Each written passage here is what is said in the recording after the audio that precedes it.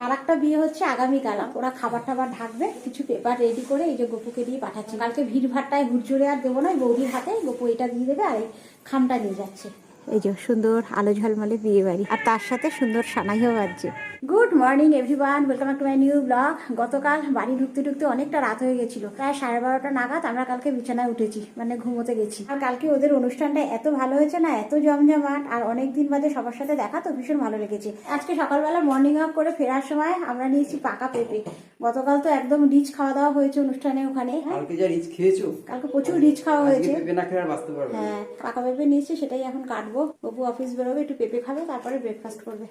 এই হয়েছে পাকা পেঁপে, বলছে তো আজকেই খাওয়া যাবে। এবার কেটে দেখি, নরম আছে, খাওয়া যাবে না? হ্যাঁ, আরামসে খাওয়া যাবে। পেঁপেওয়ালাও বললো যে এটা নিয়ে যান, আজকেই খেতে পারবেন। এখন কাটি এটা। যাই যা বলো, আমার ফলালাটা যেটা বলে খুব খারাপ কিছু বলে না। পেঁপেটা ভালো আছে, পেঁপেটা ভালো, কত সুন্দর দেখো, পুরো পাকা, একদম গাছ পাকা পেঁপে। একদম একদম গাছ। বলেই দিয়েছে, বলছি তুমি নিয়ে কেটে দেবে, আমার কথা মনে করবে। উনি বলেই দিয়েছেন আমার কথা শুনে নিয়ে যাও, ঠকবে না। ঠকবে না। মিনাকে বলেছি একটু রুটি বেগুন ভাজা আর ডিম সিদ্ধ। পেঁপে দেখে গপু বলছে আমি রুটি বেগুন ভাজা কিচ্ছু খাবো না, আমি এখন আগে পেঁপে খাবো। গপু পেঁপে ভীষণ ভালো খায়, আর এটা সবার জন্যই তো উপকার। পেঁপে এমনিতেও ভালো খাই, আর তার মধ্যে এত একটা সুগারে। একটা হেলদি খাবার, এটাকে ছাড়া যায় কখনো? তাই একটু অফিসে দিয়ে দিচ্ছি, কেন 11টার সময় প্রতিদিনই টিফিনে ফলটা খায়, বাড়ি থেকেই নিয়ে যায়। আমি বললাম অল্প একটু খেয়ে যাও আর একটু নিয়ে যাও। আমাদের গপু আবার অফিস বেরোবে, গপু আর ডোডো একসাথে বেরিয়ে যাবে। এখন সবার আগে ওদের ব্রেকফাস্ট দিই, তারপরে আমরা খাবো। তার মধ্যে বিমোর আবার স্কুলও আছে, বিমোর তো পরীক্ষা শুরু হয়ে গেছে। আমাদের আজকে একদম অল্প তেলে বেগুন ভাজা হয়েছে। কবে যে তুমি তেল ছাড়া বেগুন ভাজা করবে? তেল ছাড়া জল দিয়ে করতে হয়। আর সঙ্গে আছে ডিম সেদ্ধ।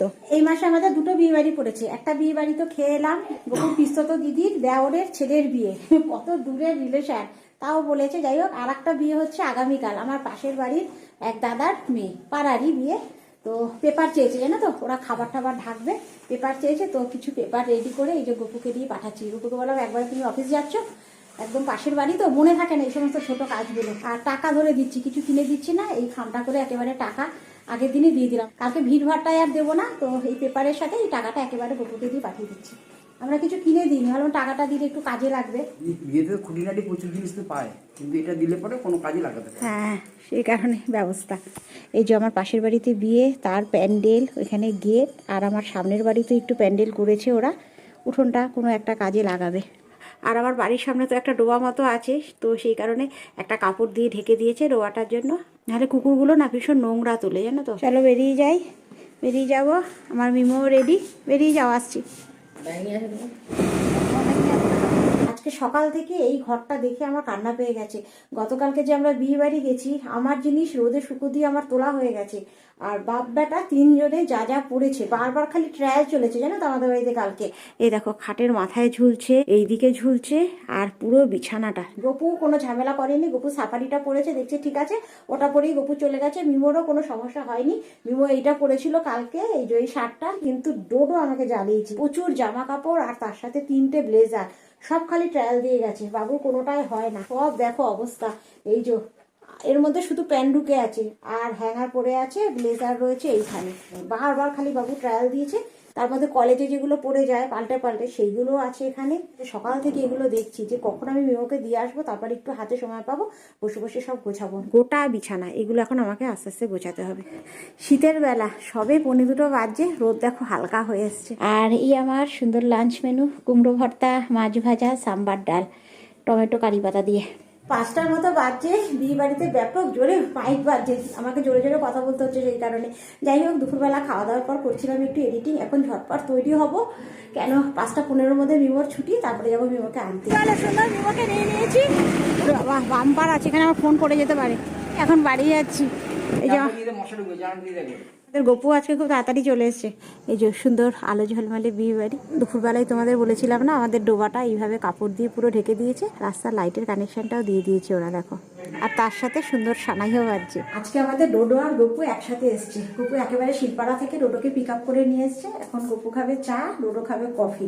কফি খেয়ে জিমে যাবে, তো পরে যাচ্ছি। আমাদের নিচের মিনি সিলিন্ডারটায় গ্যাস শেষ হয়ে গেছে, বেশ অনেকগুলো দিনই হয়ে গেছে, কারণ ওটা তো আর বাড়িতে এসে দিয়ে যায় না, ওটা ভরাতে যেতে হয়। গপু একেবারে সময়ও পাচ্ছে না, আর ভরানো হচ্ছে না, তো চা করার সময় উপরে চলে আসি, এখন ওই চা আর কফি করব, দুজন দুটো খাবে। ডোডোর একটা কফিতে হয় না, এই ছোট গ্লাসটাই দুটো কফি দিতে হবে, কেন জিমে না হলে এনার্জি পায় না। আগে আগে আমাদের বাড়িতে শিশিতে কফি আসতো, এবারে ডোডো নিজে নিজে কফি করে, তো একটু হাওয়া লাগলে পরে কফিটা কিরকম ডেলা পাকিয়ে যায়, কেন ছেলেরা তো অত বুঝতে পারে না আর হিসেবও পায় না, জানো তো, কোনোদিন বেশি হয় কোনোদিন কম হয়।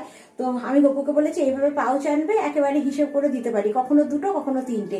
এই যে মেপে পুরো 1 গ্লাস দুধ দিয়েছি, এখানে দুধ গরম হচ্ছে আর এর মধ্যে 2 প্যাকেট কফি যাচ্ছে। চিনি ফিনি কিচ্ছু খাবে না, একটু সুগার ফ্রি দেবো এর মধ্যে শুধু।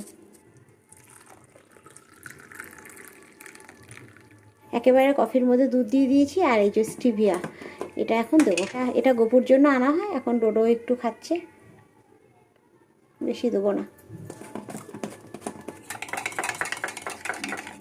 ডোডোটা আগে দিয়ে আসি, তারপরে গপুর চা দেবো, ডোডোর তাড়া আছে, ডোডো বেরিয়ে যাবে জিমে।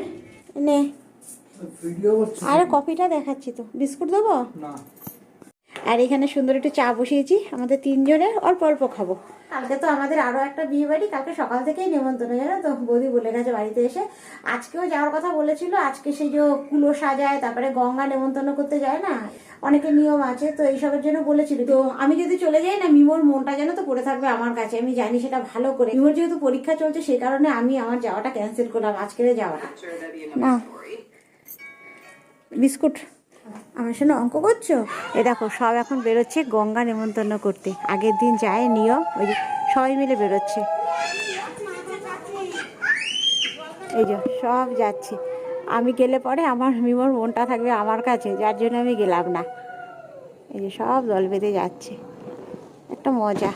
আর একজন চা বিস্কুট খেয়ে কম্বল নিয়ে বাবু মেজাজে ঘুম দিয়েছে, দেখো। বললাম ঘরে একটু হাঁটো, হাঁটার বাড়াই নেই। আর আপনি কি করছেন? করছেন আজকে ফ্রাইড রাইস করবেন তো?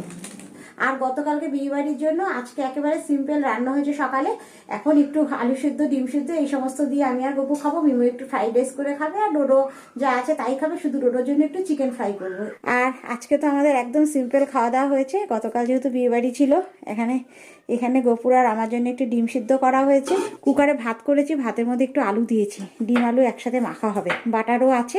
আর আমার ডোডোর তো প্রতিদিনই একটু প্রোটিনের দরকার হয়, যেহেতু জিম করে এসছে, তো ডোডোর জন্য এখানে একটু পেঁয়াজ কাঁচা লঙ্কা দিয়ে চিকেনটা একদম ওই ফ্রাই মতো করেছি অল্প তেলে। আর মিমোর রান্না নিজেই বানিয়ে নিচ্ছি, ও একটু সবজি দিয়ে ফ্রাইড রাইস করছে। এখানে ডিম টিম ফাটিয়ে নিয়েছে মিমো, পড়াশোনা করে বাবু লেগে পড়েছে কাজে। আর এখানে একটু স্যালাড কেটে নিয়েছি, আজকে একদম সিম্পল। কালকে অত রিচ খাওয়া হয়েছে না, যার জন্য একদম লাইট। খুব ভালো করেছে। আমাদের উপরে এক ঘুম দিয়ে উঠলো উপরে, ভালো ঘুমিয়েছো? তো চলো ব্লগটা আর বড় করছি না, এর সাথে ভিডিওটা এখানেই শেষ করে দিচ্ছি। ভিডিওটা ভালো লাগলে একটা লাইক করে দিও, দেখা হচ্ছে তোমাদের সাথে আবার নেক্সট ব্লগে। ততক্ষণের জন্য সবাই সুস্থ থেকো, ভালো থেকো। তাহলে এখনের মতো বাই।